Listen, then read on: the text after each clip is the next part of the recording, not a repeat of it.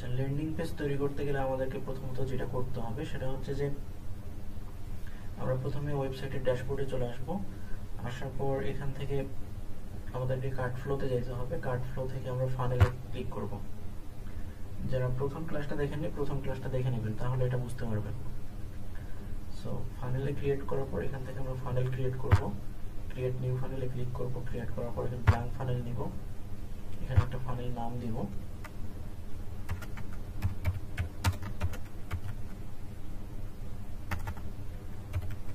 ওকে, funnel নাম দেওয়ার পর আমরা এটা ক্রিয়েট করব।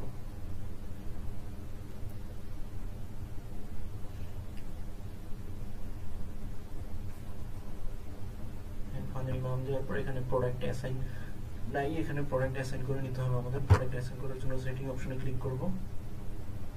এখান থেকে প্রোডাক্ট অ্যাড করে নিব। এখান থেকে আপনি প্রোডাক্ট কমার্সের অ্যাড প্রোডাক্ট থেকে প্রোডাক্ট অ্যাড করে নিতে হবে। নেওয়ার পর এখানে আপনি সার্চ দেবেন। সার্চ দিলে আপনার প্রোডাক্ট চলে আসবে। আসার পর প্রোডাক্টটা আপনি অ্যাড করবেন। অ্যাড বাটনে ক্লিক করলে প্রোডাক্ট অ্যাড হয়ে যাবে। তারপর সেভ সেটিং এ ক্লিক করতে হবে।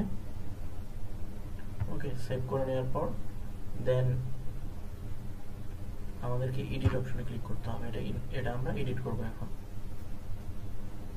এডিট অপশনে ক্লিক করার পর আমরা এরকম একটা ইন্টারফেসে চলে আসব।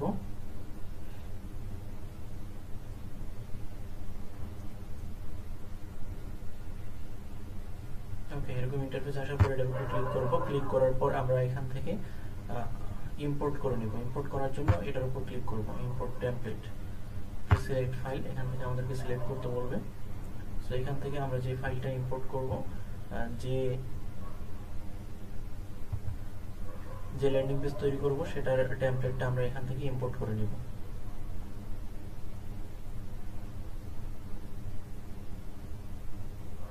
এই যে সজনে পাউডার, এটা আমরা ইম্পোর্ট করে নিব। ওকে, সো ইম্পোর্ট করার পর আমরা ইনসার্টে ক্লিক করব। যেমন এখানে ইনসার্ট আছে, ইনসার্টে ক্লিক করব। ইনসার্টে ক্লিক করলে এটা অটোমেটিক আমাদের ওয়েবসাইটে সেটআপ হয়ে যাবে।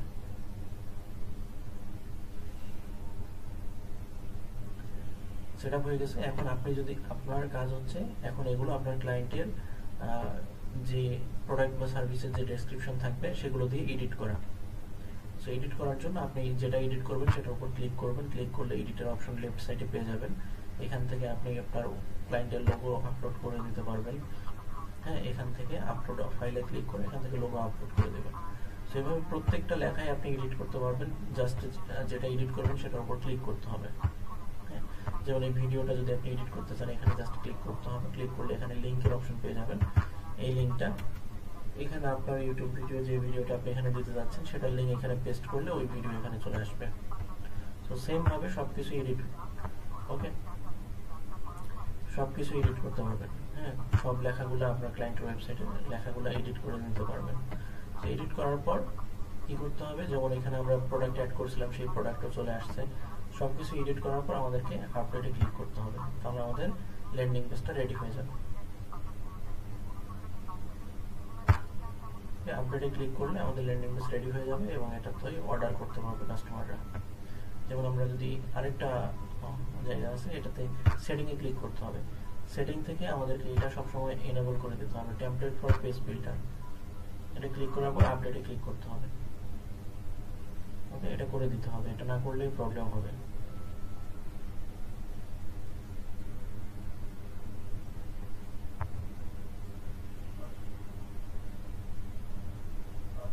ওকে, আপডেটে ক্লিক করলে হয়ে যাবে।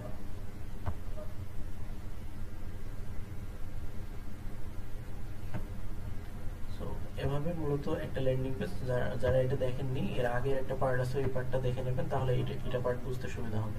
সো এইভাবে একটা ল্যান্ডিং পেজ। আর যখন আপনার ওয়েবসাইট, যখন ক্লায়েন্ট যখন আপনাকে কাজ দেবে, তখন ক্লায়েন্টের ওয়েবসাইটের এই যে অ্যাডমিন প্যানেল, এটাকে মূলত অ্যাডমিন প্যানেল বলে, এই অ্যাডমিন প্যানেলের অ্যাক্সেস নিতে হবে। নেওয়ার পর আপনি সেম ভাবে গত ক্লাসে যে আপনার প্লাগইনগুলো দেখানো হয়েছে ওই প্লাগইনগুলো ইনস্টল করবেন, সেটিংগুলো অন করে নেবেন, নিয়ে প্লাগইনগুলো ইনস্টল করবেন। দেন আপনাকে এইখানে আসবেন। আসার পর আপনি এডিট, মানে টেমপ্লেট ইম্পোর্ট করবেন, করার পর আপনি এডিট করবেন। এই হচ্ছে টোটাল কাজটা।